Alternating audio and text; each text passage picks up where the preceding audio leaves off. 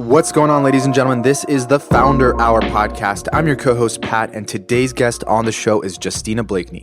Justina is a designer, artist, entrepreneur, speaker, and best-selling author. She's the founder and creative director of home decor brand Jungalow and the author of the new Bohemians book series.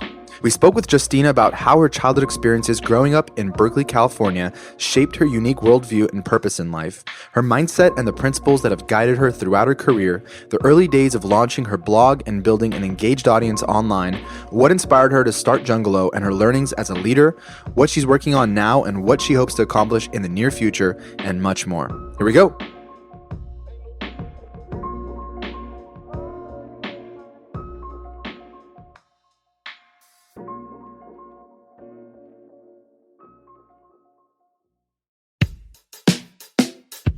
As a little girl, I grew up in the Bay Area in California. So I grew up in a very free-spirited household, very multicultural.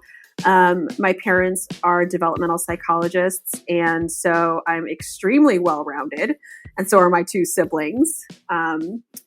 We grew up, they actually had a home for mentally disturbed and disabled teenage girls. And so I grew up in this really wild environment. And I think through the years, I've definitely channeled a lot of those experiences that I had coming there after school, hanging out there with the girls. And as I got older, teaching art classes and that sort of thing at the school. And I think that really greatly affected my overall, sense of self and sense of wanting to bring beauty and into the world. So that was sort of the environment that I grew up in. We also grew up doing a lot of traveling, and that also really affected sort of my worldview. I spent 2 years as a young person in my early teen years living in Switzerland, and then ended up going back to Europe for another 7 years in my 20s. So I've had a lot of experience sort of traveling and being a foreigner in different places and understanding what that means, and then eventually made my way back to California, where I am now. You mentioned how those early experiences and sort of what you were exposed to kind of encourage you to try to bring beauty into the world, I guess. What did that mean? I mean, did you have like a clear vision of what that meant when you were a kid, or like did you have any idea perhaps what you wanted to do when you grew up at the time? I knew I wanted to do something creative. I didn't know exactly what that meant or what form it would take. And for me, I think there was it was so clear to me from a very early age that what my parents did for a living was very meaningful, and that they were sort of making the world a better place. And I had a very clear idea that I also wanted to do something meaningful.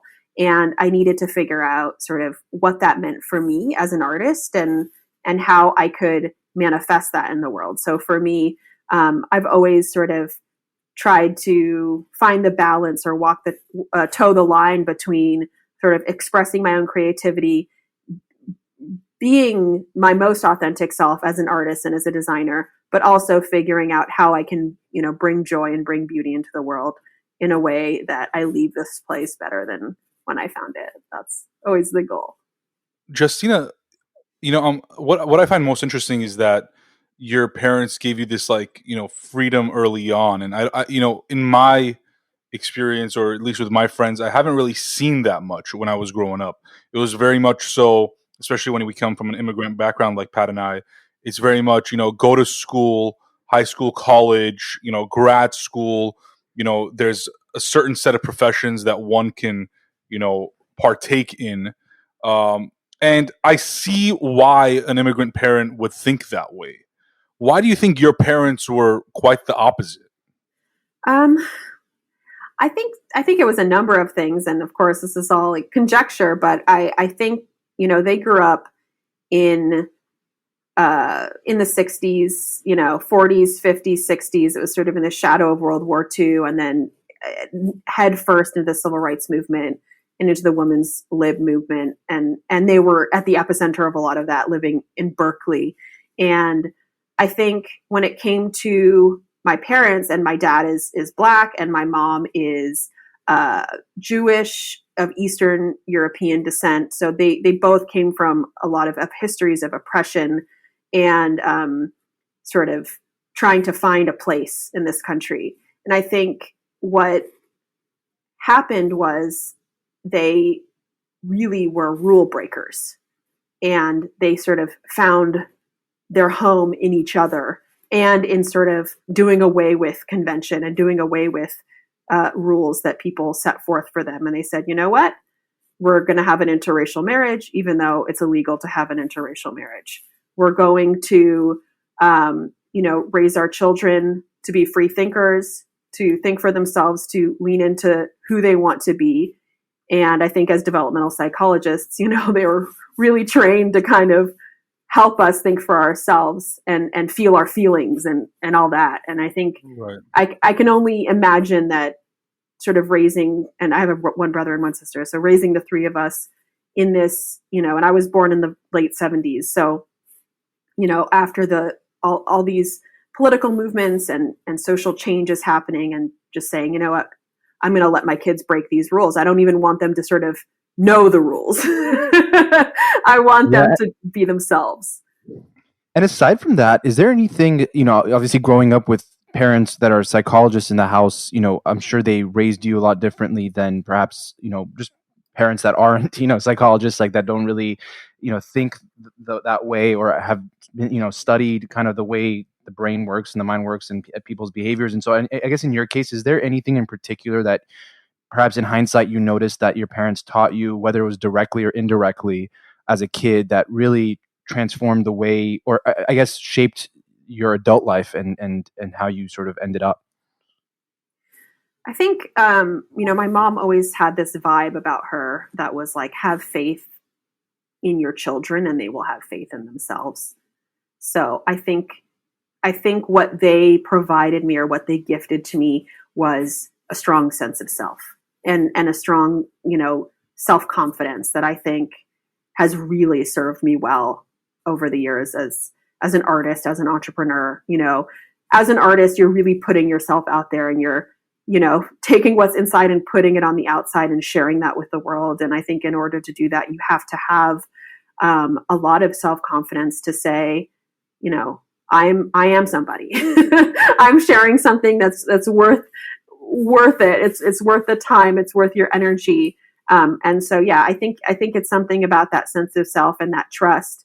I think my parents always really believed in me and trusted in me. And I think that gave me a sense of self-confidence in the world, and the way I present myself and move around in the world, I think, is a reflection of that. Something I thought about from what you said a few minutes ago about your parents and how they defied the fact that it was illegal to have interracial marriages. I remember I went to law school and I studied this case, and it's crazy to believe that it was in 1967 when it was Loving v. Virginia. That's the case, where the Supreme Court finally decided that interracial marriage was legal. Right? What a crazy concept that it's only been like a little over 50 years that's happened.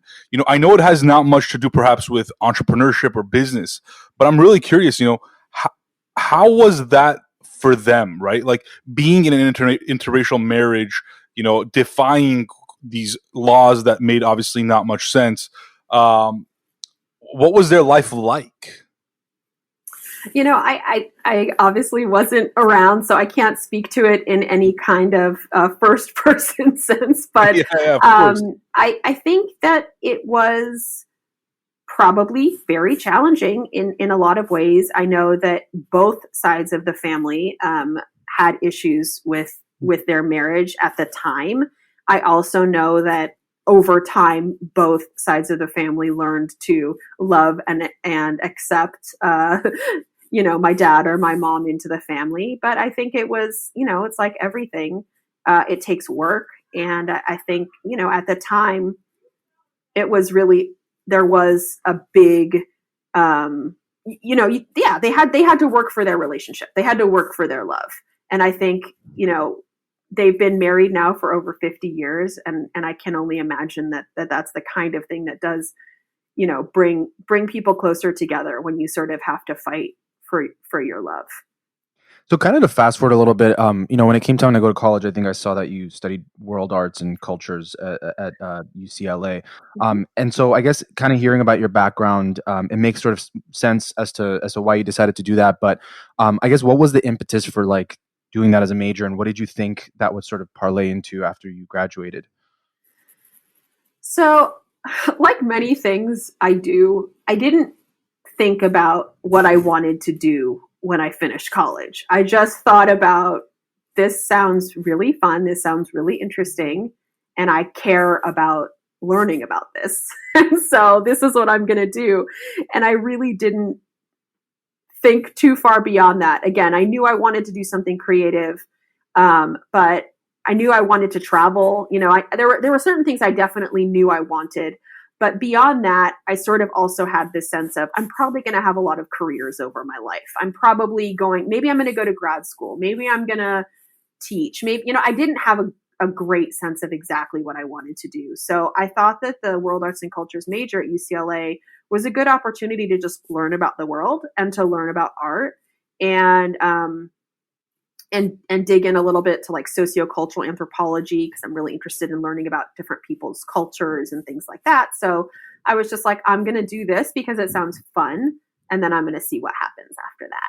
And I love that. And the reason I ask is because, obviously everyone's circumstances are different, but I think a lot of people go into college, myself included, doing a major that, you think you're trying to think what's going to set you up for the best career afterwards, as opposed to maybe what you're most interested in or what kind of piques your interest the most. And again, like everyone's circumstances are different, but I think there's something awesome about that, because I think, you definitely feel like, perhaps you can answer this question, but you definitely feel like it's justified, for example, like what you're paying to go to college, when you feel like, you're actually enjoying the material, you're learning something that is showing some sort of value in your life, as opposed to, I'm just going to do this because it's going to set me up for the best job after college. Yeah, I've always had this sense of my day to day, enjoying my life, enjoying what I'm doing has always been very important to me.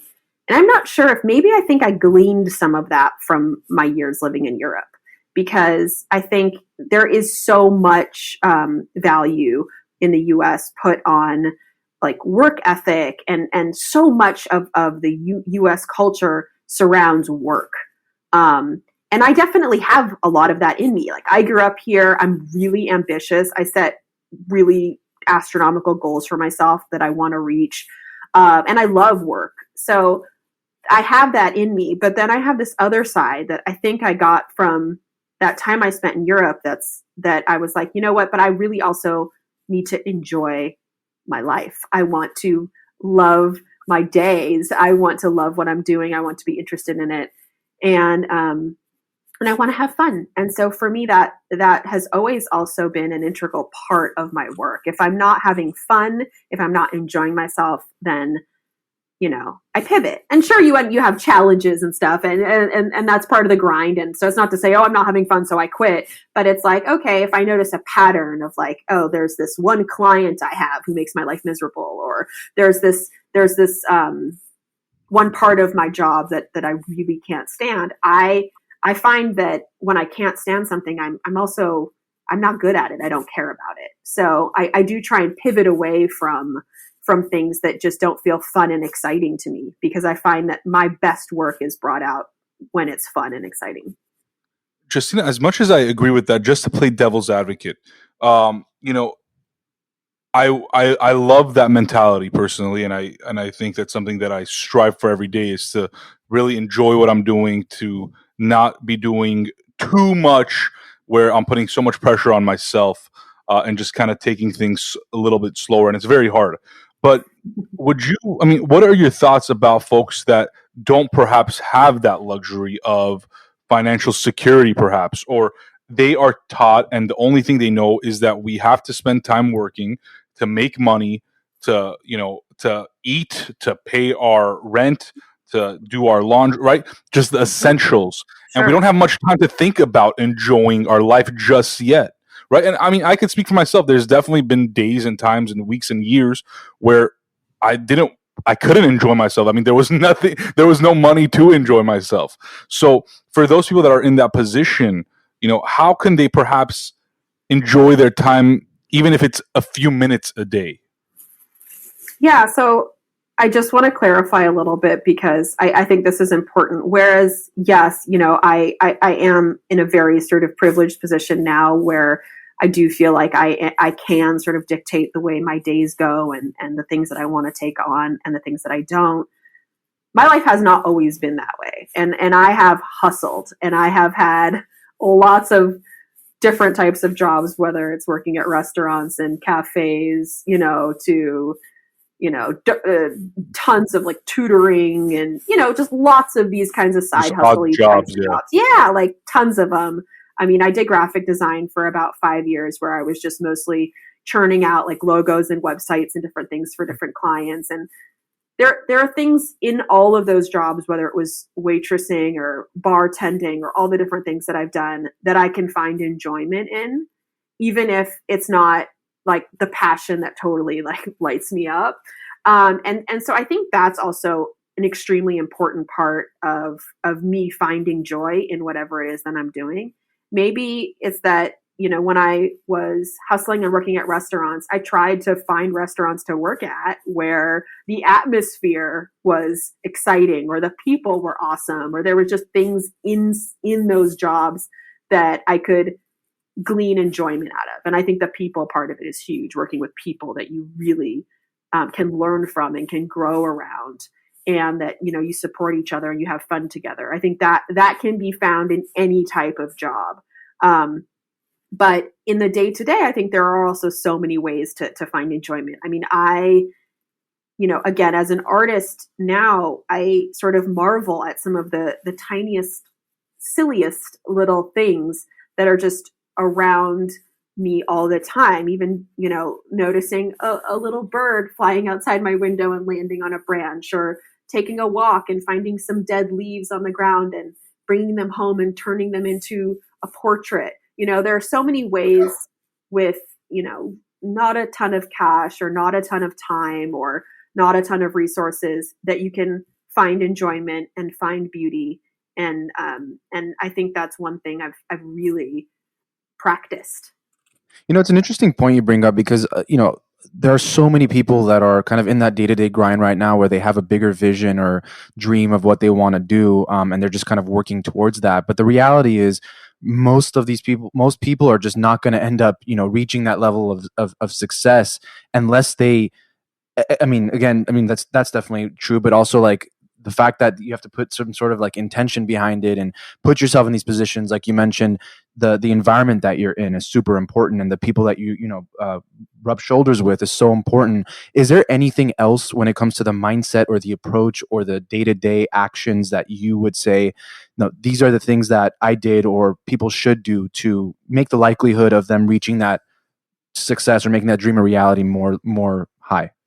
Yeah, so I'm a huge goal setter, and I think one of the things that's been really helpful for me is setting tiny short-term goals and then big, huge long-term goals. So, and that's something that I'm sort of constantly working on. So, I have, like, for example, when I started growing my social media channels, I sort of had this clear sense that if I could build a large following on Instagram, I could parlay that into kind of whatever I wanted to parlay it into, whether it was more home decor collections or a book deal or a TV show or whatever it is. That I sort of had that sense early on that, if you build it, they will come, right? So in order to build my Instagram channel, I was extremely intentional about this. And I set a goal for myself, a daily goal, to say, okay, I'm going to get 50 new followers a day, or I would take a yearly goal and say, I want to be at 10,000 followers by the end of the year. And then I would divide that by 365 and see how many I needed to get at the end of the day. So I would spend, I don't know, a couple hours a day commenting on other people's photos, creating beautiful imagery to post, really thinking about it, concepting for the next day, pinning my Instagram pictures to Pinterest to share with that audience, tweet, collaborating, doing all this stuff. And it was super intentional. And it was to the point where, if I was close to my goal for the day, but hadn't quite met it yet, then I would do different things to try and reach that goal. I would comment some more. I would follow more people. I would try and bring them in. And so that's just one example, but setting that daily goal. Now on my personal channel, I have 500,000 followers, and it was through those daily goals that I got there. It wasn't through, the magic of Instagram. No, it was like work and the daily goal and putting that work in, knowing that I was playing the long game and that maybe in 5 or 6 years, if I kept doing that I could get to where I wanted to be. Justina, I know in 2009 you started a blog that you credit for being really like this catalyst for what came after all that. What was the content behind that, and what was the purpose? I mean, did you have a longer term vision or goal in mind with what that would become? So I guess it's kind of similar to my university experience, where when I first started the blog, it was just as a way to chronicle my creative adventures or experiences. So, it was photography, or I found this cool sofa on the street and I'm going to bring it home and paint it. And let's see what, it was like DIY projects. It was, me traveling places and showing pictures of the museums I visited. It was very just like a public journal. And just like university, I had no sense of what I necessarily thought it could lead to, or what it could do for me, if you will. But I knew that I really enjoyed the process, and not just the creating of the blog, but the process of the conversations that were starting to ensue from the posts, and just the way I was able to connect with people around art and design from all over the world. And I just really loved it. I love to write. I love photography. I love, with the graphic design background, even like the fun techie stuff of making the blog look pretty and all that. Like, I thought that was really fun too. So it was just something that I really enjoyed almost as a hobby. But as I got deeper into it, and as blogs in general and social media in general sort of started to take off, I started to look around and see some of these larger blogs. Like at the time in my universe, it was like Apartment Therapy and Design Sponge and some of these big blogs. And I started to see brands were taking notice, and some of the founders were doing cool stuff. And I was like, okay, I'm taking note of that. This might be able someday to turn into more than a hobby. But I also had no expectations of that happening. I was really doing it for my own, because I loved it. One thing that stood out, I don't know if it was before you launched the blog or after or during, but I saw that you had gone to fashion school in Italy after graduating your undergrad. And for anyone who wants to get in fashion, I mean, I feel like that's the place to be, is Italy, Milan. I don't know exactly where in Italy, but what was that experience like for you? And what did you end up doing immediately after that? Yeah, so the day after I graduated from UCLA, actually, my sister and I moved to Italy together. And I had spent my junior year abroad there. So I had some friends, I had a landing pad. And in order to be able to live there legally, we went to fashion school. We went to the FIT sister school. We were in Florence, and the school was called Polimoda. And it was in Italian, which was great because it was like I got simultaneously a crash course in fashion design and in Italian. And the courses, everything was in Italian. Everything was in Italian. Oh, yeah. wow. And so, yeah, it was a really great experience. I think, it was a lot of fundamentals, pattern making, fashion illustration, basics on color and textiles. And I had one teacher in particular who I really admired. Her approach to pattern making in design was very conceptual. And she actually started sort of getting me excited about conceptual design. And I think working with her and learning from her was something that I still today think back on some of those lessons that I learned and some of those ways and approaches to design that are more concept based as opposed to just like what this looks like. It's really about sort of a larger concept behind the design. And I've really carried a lot of those lessons with me over the years. When did the idea for Jungalow happen? Was it as a result of all of this work? Yeah, so I spent 7 years in Italy, and then 2 years in New York. And then after New York, I moved back to Los Angeles, and I lived in an apartment for the first time on my own. Up until then, I'd always lived with my family, and then, girlfriends or boyfriends or roommates or whatever. And so it was the first time where I had space. I had a space that I could make my own. And for years, I'd collected botanical wall coverings. So I had these leafy wallpaper everywhere, plants all over the place, my art hanging everywhere. Like, it was just this crazy, like, boho, extravaganza. And every time people would come over, they'd be like, wow, your place is so cute. You really, you have a knack for interiors. People would just get really excited. And I sort of loved the way the place seemed to make people feel, and including me. And that was sort of when I sort of had this idea that, maybe I should go into interiors and go into home decor, because my work up until then had been in fashion and then in graphic design and art direction. And so I just started doing more interior stuff. And some of my clients that I had in the graphic design world started following the blog. At the time, the blog was called Justina Blakeney. It wasn't called Jungalow yet. And they would say, oh, I saw, you're doing stuff on interiors on your blog. I love it. Will you do my house? And I was like, oh, this could be interesting. So I started doing interiors.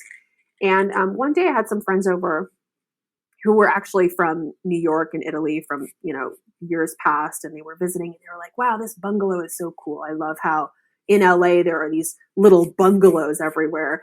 And this bungalow is like a jungle, right? And at that moment, it was like Jungalow. And that's where that moment kind of happened. And, sometimes there are little things that happen like that in conversation, and they're fleeting. But this thing like hit me when it was like Jungalow, and it was like, this is going to be my thing, because I love plants, and I love sort of the coziness and the intimate nature of these little LA bungalows. And I just thought it was so fun. And it's, I speak a lot of different languages. So language is something that I have a lot of fun with. And I love the way the word Jungalow feels in my mouth to say it. And so I was like, this is fun. It's bouncy. So I just started using that word, and people loved it. And little by little, I was like, you know what? I'm going to rebrand my blog as Jungalow, and we're going to see what happens with this thing. Well, one thing I love about this story, and in oftentimes, we see when someone wants to start a business, they focus so much on like the starting part of like, all right, I got to find a name, and now I got to do this, and I got to write a business plan, and I got to, which depending on the business, obviously that is important too. But it sounds like yours was just sort of like a natural progression, where it's like your journey and what the world is needing kind of like clash, and right there is like it just naturally happens, and you come up. People are just wanting your work, and the name just kind of comes to you through serendipity in a way. So that's cool, because it's like, well, it's like nothing is forced. It's like you're actually where you need to be. And why do you think that was for you? Like, did you have the mindset of, I want to go out and start a business, I want to be an entrepreneur, or was it just, again, you were just doing what you wanted to do every day and it just happened? Closer to the latter. But I will say this, like, I've always been a very hard worker. So I was like straight A student, and like, like that's just my spirit. It's who I am. I love it. And so I think it's some combination of like me following my heart and my passions, and this hardworking thing coinciding. And yeah, it has been very organic. But I think also, and especially because I'm in the design world, where you have to be able to be quick. You have to be able to kind of be ahead of the curve and see things, before other people see them. And I think because I've allowed myself to kind of follow my heart and lean into my inspirations, it allowed me to be flexible and to pivot when I needed to. And again, just following my natural inspirations and inclinations. And I never had a business plan, and I never gave too many guardrails around what this was that I was doing. So that also opened up a lot of opportunities for me to try different things. On that note, you talk about how like artists and anyone creative kind of has this mindset of, I need to stay ahead of the curve. I need to see where the world is going before it goes there. What's your approach to that? Because I can imagine a lot of artists and creatives put a lot of pressure on themselves and try to, get themselves to consume things or be at certain things or places or whatever to try to be ahead of the curve. But how do you kind of build that into your everyday lifestyle so it's kind of, again, like a natural progression? Yeah, I'm not sure it works when you try and force it, at least for me. It is more about keeping yourself open to new experiences, I think, and then just honing your observation skills so that anytime you're consuming culture in any way, whether, again, you're walking around the block, like I walk around my block and I see new things every single time I do it. So I'll see somebody, painted something on the outside of their house, or a bird made a little nest in the tree right there. I'm very observant, and I love observing that kind of stuff. That brings me so much joy. And I think it really is about opening yourself up and honing those observation skills. Then you start seeing patterns. When you start seeing patterns in things, I think that's where that little magic fairy dust comes in, where it's like, oh gosh, like, I'm even on Instagram, right? And I'm looking at something in Japan, and I'm looking at something in Switzerland, and I'm looking at something in South Africa, and they're all using Bordeaux. And they're all using, these different materials or these different curved edges instead of what we've been seeing up until now, which is squared off edges. And then, it's not always that overt, but I think it's when you're observant, it sort of seeps in, and you start to kind of feel it, and you feel the next thing that's coming. Justina, you were saying earlier with the blog and social media how intentional you were and set goals of really, putting content out there and being consistent, etc. But was that something that you also applied when you started the design stuff, or was it more so I'm just gonna do whatever comes my way until I figure out what consistent looks like? Yeah, it was more just I didn't know. Again, I didn't have a clear plan for Right. where I was going to be and what was going to happen. A lot of this sort of feels like happenstance, but I'm also one of those people who tries out a lot of different things, and then when something starts to work, I like follow that thing that's working and leave behind things that don't work.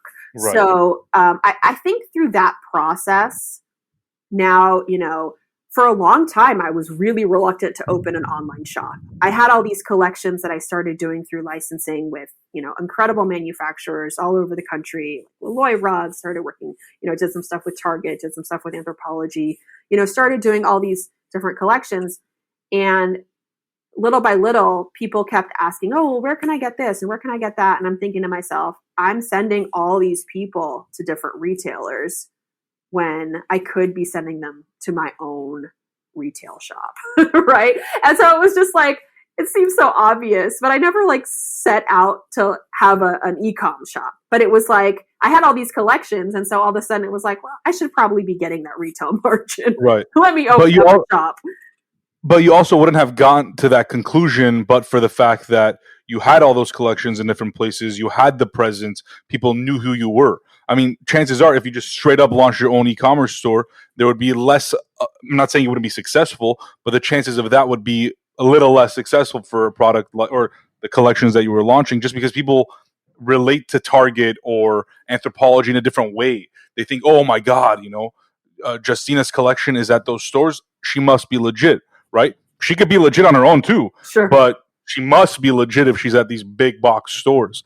So, I guess hindsight's 2020 in that sense. But when you did launch your own type of, your own website, was it almost like this automatic wave of people going from other retailers to your website, or did that take time to build as well? Yeah, sure. It took time to build. I mean, I would say I had a launch pad that I wouldn't have had if I had started it, again, like without having all those other collections and, New York Times best-selling book and, clout or whatever. So I started it and I was already kind of at a certain level. And I think that definitely helped. But at the same time, like with any business, it started really small. We started probably with only about 50 items.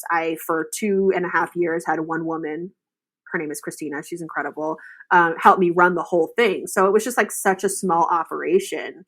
And, now we're definitely blowing up. We have over 1,000 products on the site now. The volume that we've been seeing is, 10x what it was 2 years ago.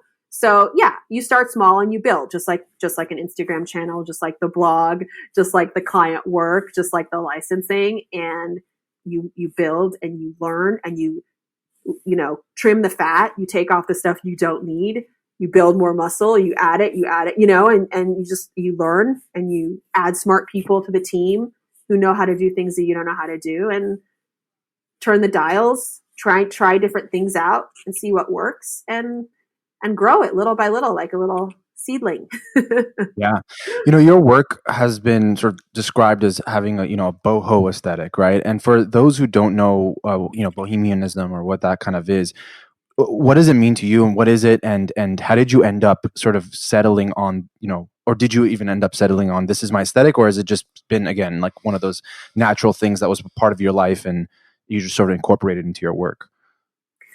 Yeah, it's interesting because I think the word bohemian in general is a little bit of a confusing word. And it's not my favorite word because, like so many words are alive, right? They take on different meaning in different contexts. They change over time. And so the history of the word is already kind of a misnomer, but it started in Paris with the gypsies that were in Paris at that time.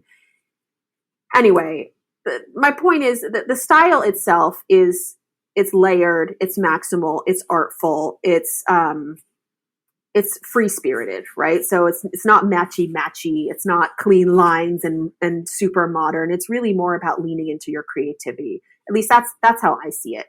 It's international, so it's about peppering things in from different places around the world, and really it's about, for me, telling the story of who you are through your home decor. So really allowing yourself to fully be expressed in your home. So those are the things that I connect with sort of what people call boho or bohemian decor design today. However, again, the word has, I think it means different things to different people, but just like all styles do in a way. Right. And when it comes to expressionism, there's this really interesting dichotomy of the internal versus external, right? Where it's like, you see it in clothing and fashion, or even like online and social media, like people expressing themselves through like a, boho chic or whatever it might be. But then there's also this internal thing, which is also like, you live in your home, and if you're not snapping photos of it all day, it's kind of just how you feel yourself living in your home. So how do you explain that side of the, because I think a lot of people see the external, but maybe not the internal, and how that affects someone's day-to-day personal life. Yeah, absolutely. So I definitely see home as an extension of self. And, the tagline for Jungalow for the business is bring good vibes home. And so I think for me, when I feel good in my space, and when I feel like my space really reflects who I am as a person, it makes me feel more confident. It makes me feel like I can bring whatever I want into the world. So I really think having a decor that really lights you up, and that you walk into your home and all of a sudden you're like, oh my God, this place is so beautiful. I feel so relaxed here. I feel so inspired here. Creating a space like that, creating a refuge, creating a sanctuary for yourself is an extremely powerful thing. I think it's, people talk about, you work out to feel good, you exercise, you take care of yourself, self-care, blah, blah, like all that stuff. So important. And I see the home as an extension of that. Justina, when you started the brand, you said you called it, after, it was a namesake brand, right? It was named after you. Mm-hmm. And, I feel like a lot of artists that are, let's call them painters or interior designers, graphic designers, any sort of artist, one of the struggles that I always see is that it's so hard to replicate yourself, right? Even in other things. Sometimes I'm like, oh, I wish I had another version of me so that they could be doing half my job and I can, be doing other things. But especially with art, it's so hard because literally it's your vision. It's coming out of your brain, and then it's coming out of your hands, your eyes, mouth, whatever the case may be, and it's becoming reality. So you can't necessarily duplicate a Justina, right? Sure, you could teach somebody how to do things, but it's your vision. As Jungalow has grown, how have you been able to scale yourself or scale the design or the vision that you've had and spread it to other people? I don't know. Yeah, I think, scaling is an interesting thing. I think with home decor in general, like I'm a very prolific person. I think that's something that, everyone who works around me or with me would say, like, I love creating. Like, I'll sometimes sit at the kitchen table for 6 or 7 hours and churn out like 10 paintings. Like if I'm in a flow, I can get a lot done. So in that sense, people are always like, are you out of ideas? You're always doing things. I'm like, no, I'm not out of ideas. It's like a fountain for me. It's always sort of coming out. So in that sense, I'm not so worried. In the sense of like scaling the business itself, I think that's a little different from, how I can sort of replicate myself, if you will. Sure. I have an interesting story, which your question reminded me of, which is from my time living in Italy. I was doing lots of different types of odd jobs, as I mentioned. And one of them, I was working for a pretty famous Italian designer. His name is Elio Fiorucci. And he, in the 80s, was like this huge fashion personality. And when I worked for him, I worked for one of his newer brands that was called Love Therapy. And the reason why he had started a new brand was because he sold Elio Fiorucci back in the day. So he was no longer able to use his own name in commerce. And so one of the important things for me when I sort of started to think about Jungalow, not just as a blog, but as a brand, was positioning it so that if eventually 20 years down the line or whatever, I decided I wanted to sell it, that I wasn't selling my own name. And so I think for a lot of artists or people like I am Jungalow, people are like Justina is Jungalow. But in my mind, they're separate. In a way though, like we always talk about this, if you have a name like that, like what was his name? Can you Elio Fiorucci.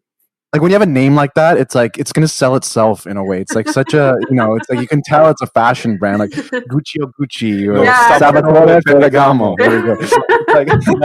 It's like Narcissus Potion is gonna be like not a fashion brand. Like what would that be? Like underwear, like for like 95-year-old? I hear you, but at the same time, then every Italian would have a fashion brand. That's what I'm saying. I mean, no stereotype, but if you're Italian and you haven't launched a fashion brand name, I think you should reconsider what you're doing. So one thing that you mentioned earlier on, you were talking about kind of growing your social media following, and I think that really stems from building a community, right? And once you build a community around whatever it is, it might be a thought or just a concept or a way of life or design, art piece, art. Once you build that community, there's so much you can do, right? And so in your case, how have you gone about, kind of growing your own community, and how do you kind of approach that, piece? Yeah. So I think one really important tool for growing community, and I've always used this, is language. As I mentioned before, I have a facility with languages. I speak quite a few languages. And for me, sort of sewing that into the blog and then the brand has always been a really important connector. So for example, we call plants planties. We call our community folks jungalistas. We are jungalicious. Like we have sort of a Jungalow lexicon that we've started using very early on and continue to use. And it makes people feel a part of our community. And we'll see our jungalistas using the Jungalow lingo as well. And so I think language can be an extremely important connector. One other thing that I love about the brand and about our community is that we give people permission to be themselves in their own homes and to not front, right? And I think that's really important because in design and in home decor, it can be a very exclusive world. It can be a world where there's a lot of rules, where there's a lot of right and wrong, and where people don't feel like they're allowed to be themselves. And I think that's true of design in general and in fashion and all these sort of things where it's like, oh, you're supposed to be this size and you're supposed to look like this and your home is supposed to be like this and you should only have, this on your bed and this on your, it's like, it's too prescriptive. And so I think by sort of giving people permission through the books, through our, Instagram or Pinterest or all these things to sort of just lean into who they are. Are you messy? That's cool. You can have a messy bed and it can still be really beautiful and it can still fit who you are and the lifestyle that you want to lead. And so that permission aspect, that permission to be yourself and to still carry yourself with confidence and to have love for yourself, I think that's something that really resonates with my community. Justina, since this is an entrepreneurship podcast and a lot of folks that do listen to us are obviously interested in either starting their own companies or already have started it or are deep into their entrepreneurial journeys, we always love to hear from our founders about things that they've done or they would do or what they would have done differently, for example. But, when I think about, what you've done with Jungalow, for example, it's more of a situation of if you build it, they will come, right? Versus they will come and then I will build it, right? Or whatever you want to call it. Like build Right. the audience first and then build a product that, serves that audience, that needs that, whether it's a solution to a problem, whether it's a luxury item, whatever the case may be. How was that a challenge for you, if it was at all, to build it and then they will come? And would you have done it differently? Or am I wrong? Did you build the audience first and then you built Jungalow? Yeah, I think it was sort of, I was growing and I still am growing my audience. Hey, are you new to the Jungalow? Come on down, right? Like we're still always growing. We're always building. I have that growth mindset. I think it's always a tricky question for me because as I think it's been fun talking about this, but everything about my journey has been very organic and sort of leaning into what I love, what interests me, what makes me feel like I'm bringing beauty and meaning into the world. And so following that path has not been a straight path. Sometimes I look at other businesses that, other entrepreneurs have created. I'll go look at something like somebody like Casper. And I'm like, oh, that's so nice. They only sell mattresses. We have thousands of products on our site. Some are tiny, some are big furniture pieces. Like there's a lot of logistical, things. I'm not, I don't have an MBA. A lot of the stuff I'm just learning as I go, trying to figure it out. Sometimes, like if you do have that mindset, you kind of talk yourself out of it because it doesn't seem very pretty in the beginning, right? And until you get to that point, and now you're just like so deep into it, where it's like, all right, I'll just do it. It's part of the process. But like if you have that mindset, sometimes again, like in this case, naivete or ignorance is bliss. Because when you start thinking too deep into what could the business become, and do I even want to do that? Oftentimes, you'll talk yourself out of it, but that might not even be how it ends up. Like I think it's the wrong way of looking at it, but yeah, in your case, it's just like you naturally get there. And in hindsight, you can look back and be like, yeah, Casper sells one product, but exactly. It's like that was never going to be my path. Sure, sometimes I'm like, oh, that would be nice if I could just sell 100 of those a day instead of trying to deal with all the stuff that I'm dealing with. But at the same time, this has been my journey, so I wouldn't change a thing. I've been extremely fortunate to have been raised in the family that I was raised in, to be, to have traveled, to have seen what I got to see, to be where I am now with the team that I am with and running the company that I'm running now today. It just Jungalow wouldn't be here if it wasn't for that journey, because it's all been very, again, very, very much following my heart. And this is where my heart took me. Talk to us about what you're working on now. I know you've written a couple books or a few books, recently. What other kind of projects are you working on at this very moment? Yeah. So My new book, Jungalow, Decorate Wild, launches on April 6th. So that's super exciting, right around the corner. And there's been a lot of prep around that. Been working on that book for over 2 years. So I'm just really excited to birth that into the world. And then beyond that, so I mentioned earlier that we had a lot of licensed collections that were out, which we still do a lot of licensing, and it's been wonderful, such an incredible learning experience, really great manufacturing partners.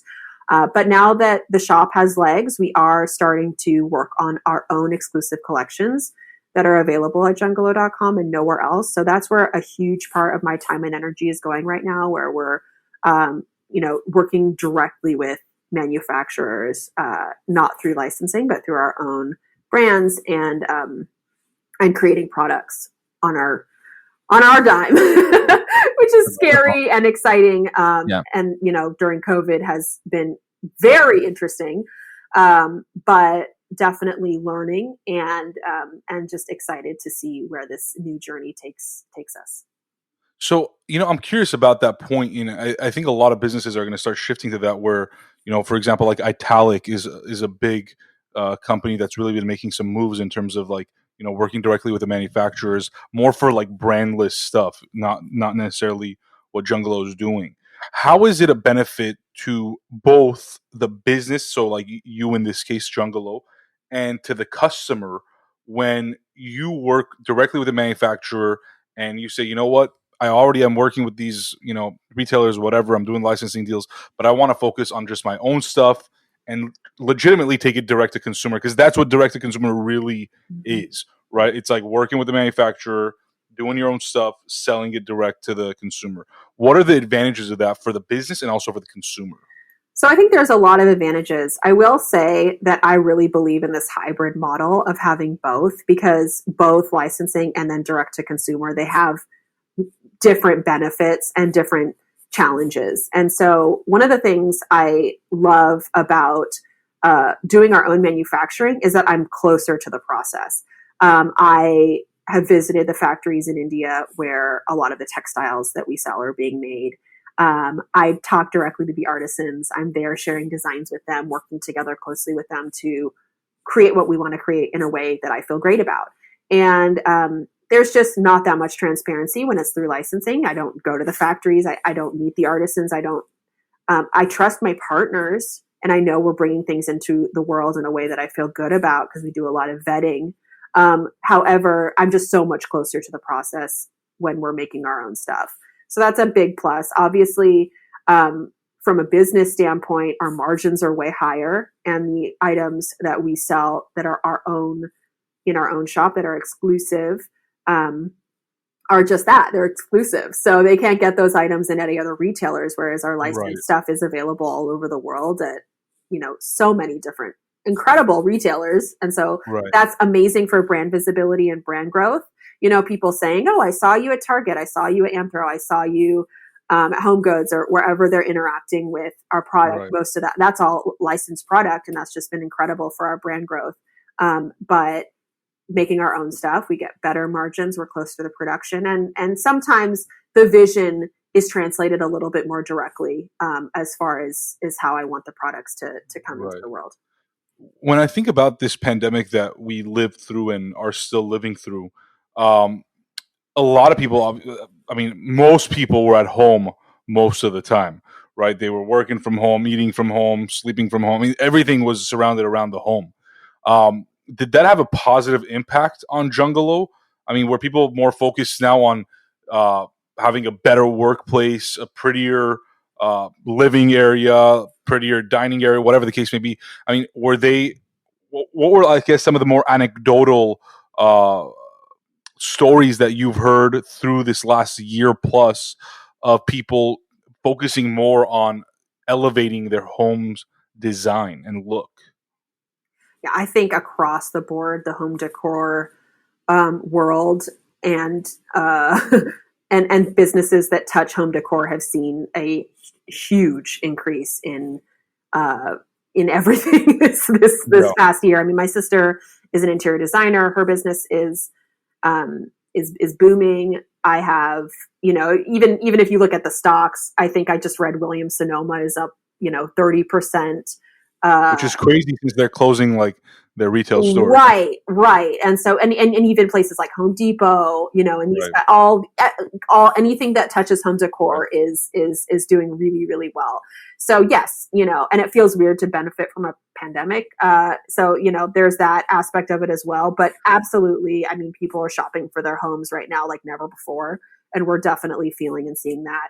And I think people are also supporting Black-owned businesses in a way that we haven't seen in the past. I think we benefited from that also, which also feels weird, but here we are.